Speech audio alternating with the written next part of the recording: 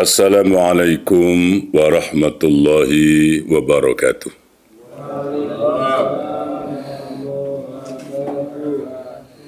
Innal hamdalillah nahmaduhu wa nasta'inuhu wa nastaghfiruh wa na'udzu billahi min syururi anfusina wa sayyiati a'malina. May yahdihillahu fala mudilla lahu wa may yudlilhu fala hadiya lahu. Asyhadu an la ilaha illallah wahdahu la syarika lah wa asyhadu anna Muhammadan abduhu wa rasuluhu wa la nabiyya wa la rasula ba'da. Kita buka surah Ali Imran ayat 185. Kita baca. أعوذ بالله من الشيطان الرجيم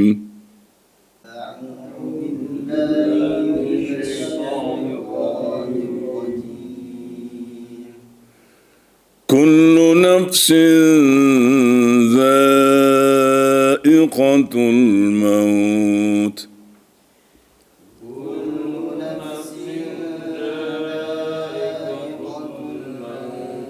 وإنما توفون أجوركم يوم القيامة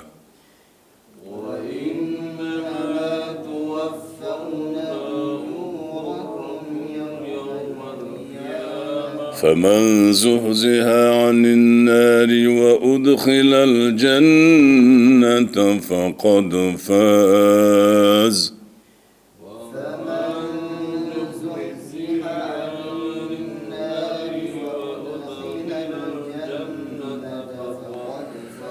وما الحياة الدنيا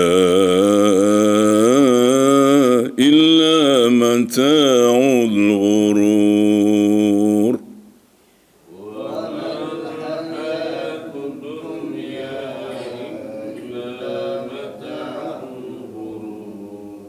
Surah Ali Imran ayat 185. Kalau kemarin kajian kita ialah hiduplah sesukamu, lakukanlah apa saja maumu, ya, cintailah siapa saja yang akan kamu cintai, tapi kamu mau mati. Semua kita akan berpisah dengan dunia, dan tiap-tiap kita akan diberi balasan sesuai dengan amalnya. Ya, lakukanlah apa maumu. Mau baik, mau buruk, terserah. Karena kalau tidak mau, tidak ada pula orang yang bisa memaksa. Kalau tidak mau, tidak ada juga orang yang mau menyuruh.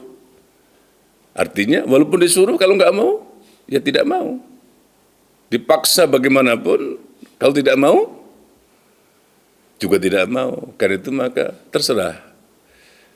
Tapi terserah itu tidak berarti bebas. Karena sebebas-bebas manusia tetap ada batasnya. Terbatas pada umur, pada tenaga, pada semua-semua. Ada batasnya. Masyita. Itu yang kemarin ya. Tapi jalan sudah jelas. Antara hak dengan batil, antara bid'ah dengan sunnah, antara iman dengan kufur, jelas. Imma syakira wa imma kafura.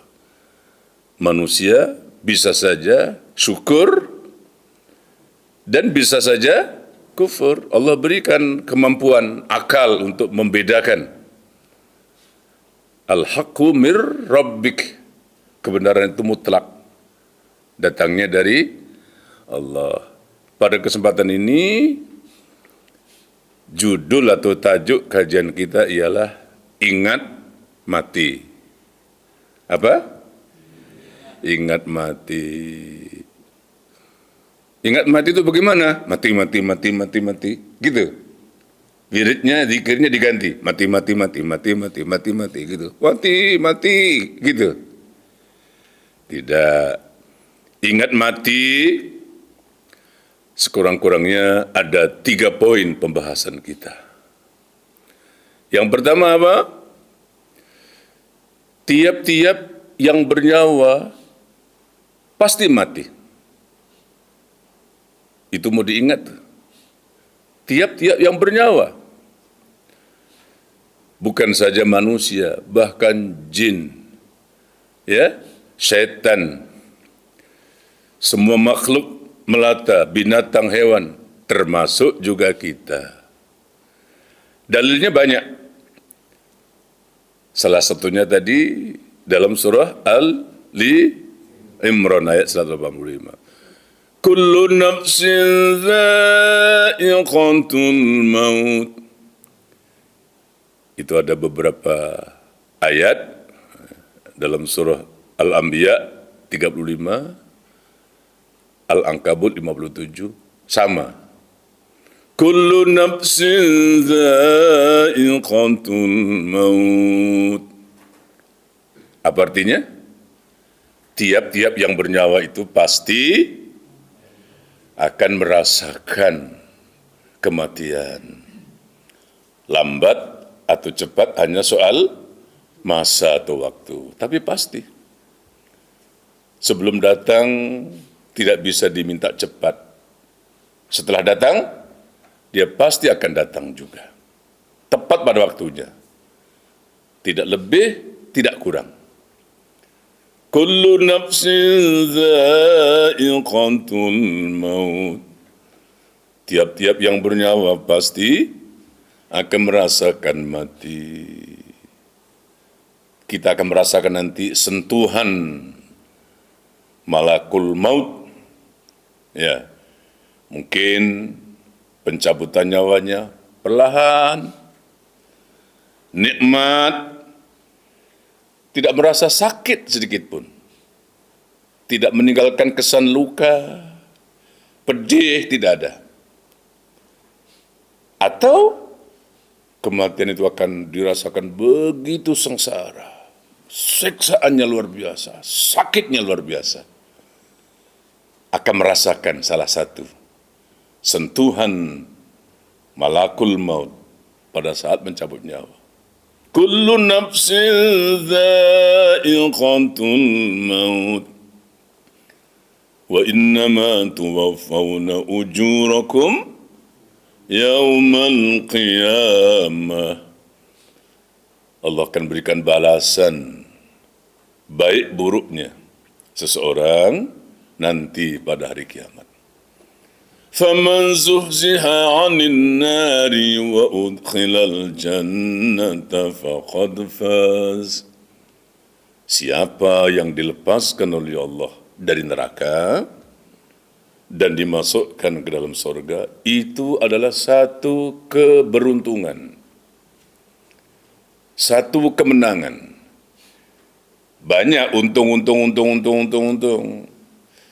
Tapi keuntungan yang sebenar-benarnya ialah ketika nanti diumumkan si A, B, C lepas dari neraka. Ya, A, B, C, D masuk surga. Ya, lepas dari neraka masuk surga. Faqad faz. Itulah satu keuntungan, kemenangan. Wa mal hayatud dunya illa mata'ul ghurur. Dan kehidupan dunia ini tidak lain hanyalah tipu daya. Kullu nafsin dha'iqatul maut wa nabluukum bisyarri wal khairi fitnah wa ilaina turja'un. Itu di surat Al-Anbiya ayat 35. Tiap-tiap yang bernyawa pasti akan merasakan mati. Dan kamu akan diuji. Ada kalanya ujiannya nikmat, kekayaan, kesehatan, pangkat, ilmu. Tapi ada kalanya ujiannya bentuknya kemiskinan, penyakit, kekurangan, penderitaan, kesempitan. Wa nabluukum bisyarri wal khairi fitnah. Allah uji kamu dengan kebaikan dan keburukan. Dan semua itu adalah fitnah. Wa ilaina turja'un. Dan kepada kamilah kamu semuanya nanti akan kembali. Di surah Al-Ankabut 57 hampir semakna. Kullu nafsin dha'iqatul maut thumma ilaina turja'un. Tiap-tiap yang bernyawa pasti akan merasakan mati. Dan kepada kamilah kamu semuanya akan dikembalikan. Kepada Allah lah kita semua akan kembali. Kalau ada seseorang yang bisa kekal, yang paling patut dan layak untuk kekal hanya seorang. Siapa? Rasulullah Muhammad sallallahu alaihi wasallam. Kalau adalah orang yang kekal, siapa yang paling patut, yang paling layak? Seorang. Tapi Allah menyebut dalam surah Az-Zumar ayat 30, innaka maitun wa innahum maitun. Hai Muhammad, sesungguhnya kamu mau mati dan mereka juga mau mati. Rasul sallallahu alaihi wasallam pun walau seutama manusia, bahkan seutama makhluk ciptaan Allah pun wafat juga. Usia beliau bahkan hanya berapa? 63 tahun. Tidak kekal. Jadi ingat mati, ingat. Ya, semua kita akan mati. Ya, walaupun sekarang misalnya kita sedang sehat. Karena mati bukan karena sakit. Mati bukan karena tua. Tidak berarti kalau sehat tidak mati. Ada yang sedang sehat mati pun ada. Mati bukan karena sakit. Mati bukan karena tua. Mati karena ajalnya telah sampai. Wa ma kana li nafsin an tamuta illa bi idznillah kitaban muajjala. Tidak akan mati satu jiwa melainkan dengan izin Allah dan karena ajalnya telah sampai. Jadi ingat mati, ingat bahwa tiap-tiap makhluk bukan saja manusia, semua makhluk akan mati. Ingat, kita akan mati. Yang kedua, ingat mati itu ialah karena kita tidak tahu. Tidak tahu kapan, bila, di mana kita mati. Ada yang tahu kapan mati? Tidak. Tak tahu. Di mana mati? Tak ada yang tahu. Yang tahu hanya Allah saja. Ya. Inna Allah indahu ilmu sa'ati wa yunazzil ghaitha wa ya'lamu ma fil arham wa ma tadri nafsum madza taksibu ghadan wa ma tadri nafsum bi ayyi ardin tamut. Di sisi Allah lah pengetahuan yang gaib. Tidak ada yang tahu kecuali Allah. Ada 5 itu. Yang pertama tentang kapan atau bila terjadinya kiamat. Yang kedua tentang kapan, bila turunnya hujan. Ramalan mungkin, tapi tidak ada yang pasti. Yang ketiga kapan, bila lahirnya seseorang, bayi dari rahim ibunya. Ramalan, perkiraan bisa, boleh. Tapi tidak ada yang pasti. Yang keempat, seseorang tidak tahu apa yang akan terjadi pada dirinya esok. Dan yang kelima, seseorang tidak tahu kapan dia mati dan di bumi mana ia dikuburkan. Ada berapa? 5. Kita tidak tahu. Tidak tahu. Ya. Aina man takunu yudrikumul maut walau kuntum fi burujim musyayyadah. Andaikan kamu berlari dan bersembunyi dalam benteng yang kuat sekalipun, ketika kematian datang, kamu lari dikejar, kamu sembunyi di tempat itu, kamu akan mati. Kenapa kita ingat mati? Karena tidak tahu bila, kapan, di mana, dalam keadaan apa kita nanti dimatikan oleh Allah. Yang ketiga ini yang paling penting. Apa? Apa yang ketiga? Kita ingat mati.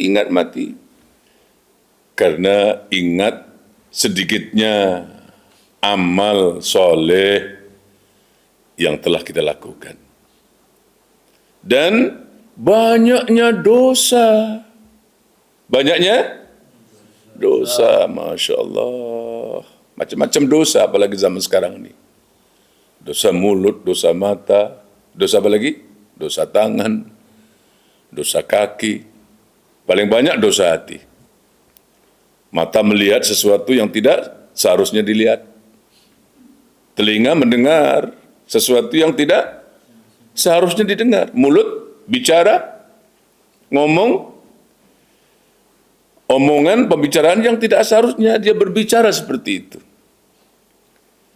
Tangan kadang-kadang bergerak, menulis, memegang, meraba, mengambil sesuatu yang bukan hak kita. Tidak seharusnya kita tulis.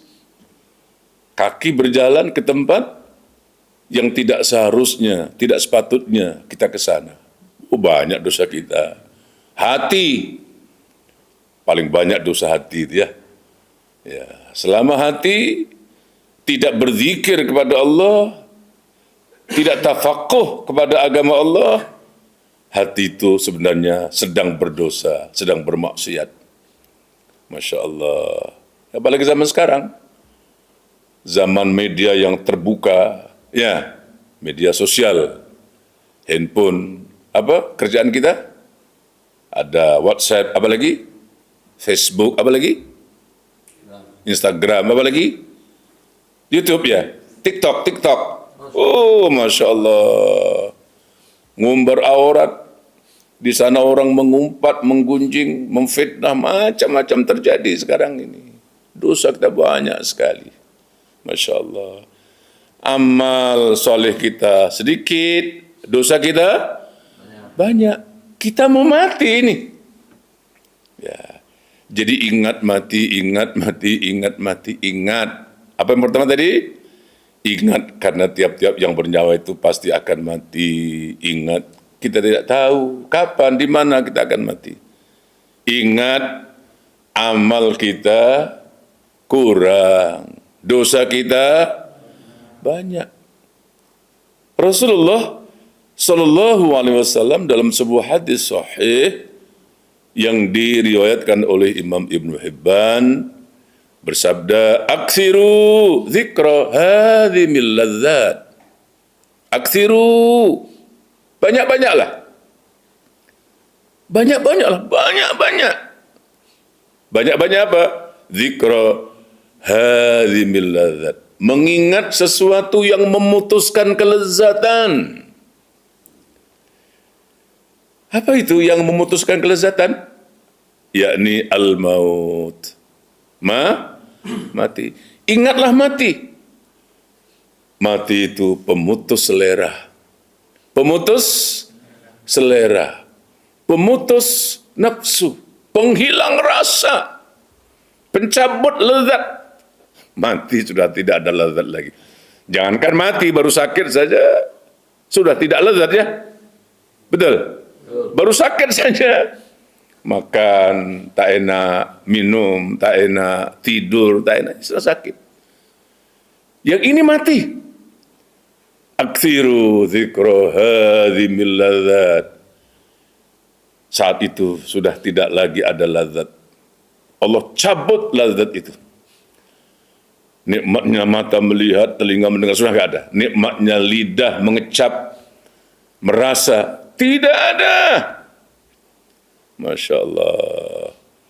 Perbanyaklah kata Nabi. Ingat sesuatu yang akan mencabut kelezatan hidup, yaitu kematian. Kenapa? Ada sebabnya.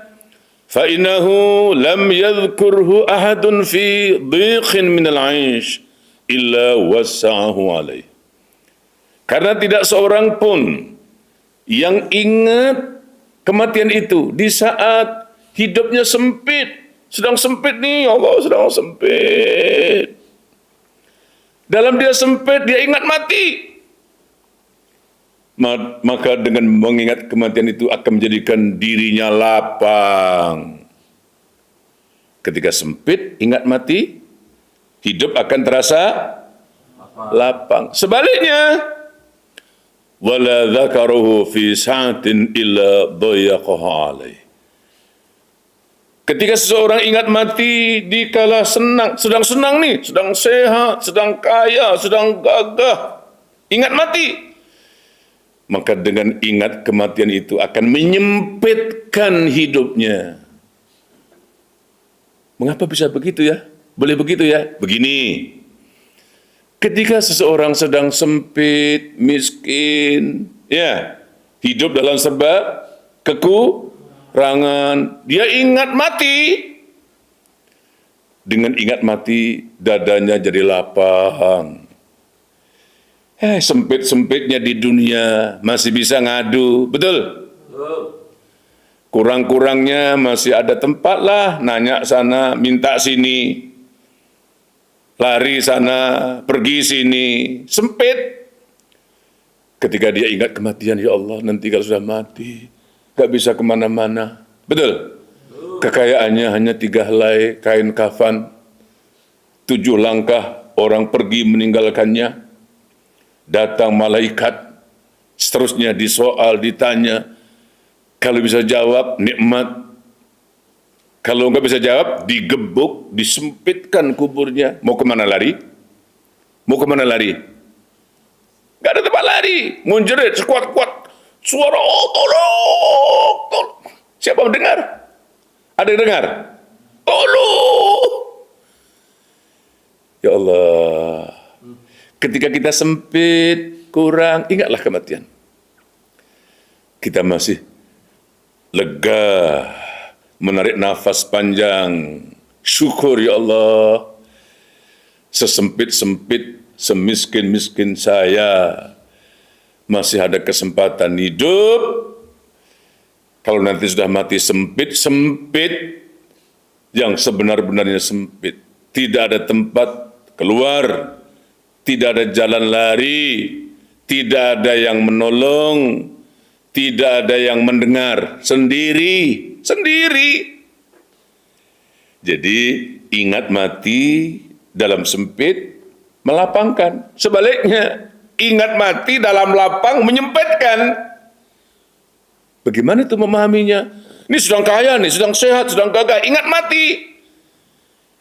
Ingatnya kematian itu membuat dirinya jadi sempit. Apa? Mempersempit langkah, mempersempit gerak. Walaupun dia kaya, dia ingat mati. Dia nggak jadi bakhil, nggak jadi kikir. Jangan main-main ya. Kita tidak berdosa, tidak bermaksiat. Mungkin karena kita miskin, betul? Karena nggak punya uang. Pak Anas tuh kalau punya uang, jangan-jangan dia berjudi tiap malam. Maafkan ya, contoh saya, dia punya uang. Pak Zaini mungkin kalau ada 1 miliar, ya nggak mau ngaji lagi. Ya maaf ya, apalagi zaman sekarang nih, pelacuran, perzinaan, merajalela, bisa online. Punya uang, tidurnya tiap malam di hotel. Orang kaya, kalau tidak ingat mati, nggak ada break, nggak ada rem, nggak ada kendali, maunya sajalah diturutkan. Tapi ketika seorang yang kaya sedang lapang, ingat mati, sempit. Apa artinya sempit? Sempit langkahnya, ya, dipersempit kemauannya hingga ia tidak bebas berleluasa melakukan dosa walaupun dia kaya. Kenapa? Ingat mati. Dan kemudian ini yang paling penting nih. Dengan ingat mati, pertama, kita akan segera bertaubat kepada Allah. Dengan ingat mati, kedua, kita akan jadi orang yang zuhud di dunia ini.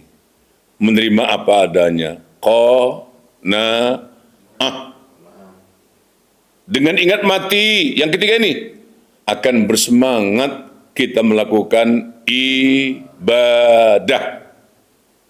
Tuh, keuntungannya. Apa keuntungannya? Tiga ya. Yang pertama, dengan ingat mati, kita akan segera bertaubat. Yang kedua, dengan ingat mati kita akan zuhud